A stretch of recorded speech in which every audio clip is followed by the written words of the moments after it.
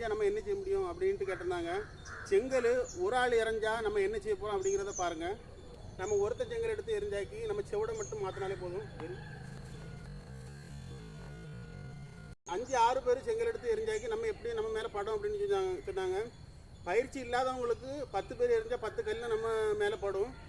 பயிற்சி உள்ளவங்களுக்கு ஒரு கல்ல 2 கல்ல படுறதுனால நம்ம அதில் வந்து சோர்ந்து போக மாட்டோம். நம்மளை சுற்றி கலத்துக்கு இறங்குறாங்க அப்படின்னு சொல்லியாச்சுன்னா நம்ம பண்ணக்கூடியது வேறு ஒன்றுமே செய்யாண்டாம். நம்ம இந்த இடத்த விட்டு நம்ம நவள போகிறோம். அப்போ அங்கே சுற்றி அவங்க எரிஞ்சாங்கன்னா கண்டிப்பாக நம்ம மேலே கல் படுறதுக்கு வாய்ப்பு இருக்காது. நம்ம பண்ணக்கூடியது ஒரு ஆளை தான் நம்ம எய்ம் பண்ண போகிறோம். ஏன்னா நம்ம முன்ன யார் நிற்காங்களோ அவங்கள மட்டும் நம்ம எய்ம் பண்ணால் போதும். சரி, இப்படி உடனே வந்து இங்கே பின்னாடி வந்துட்டோன்னா நம்ம மேலே கல் எரியணும்னு நினைக்கிறவங்க இவன் மேலே தான் எரிய முடியும். இவனை நம்ம உள்ளே தள்ளி விட்டுறலாம். இப்படி நம்ம ஈஸியாகவே நம்ம வந்து இதில் வந்து தப்பி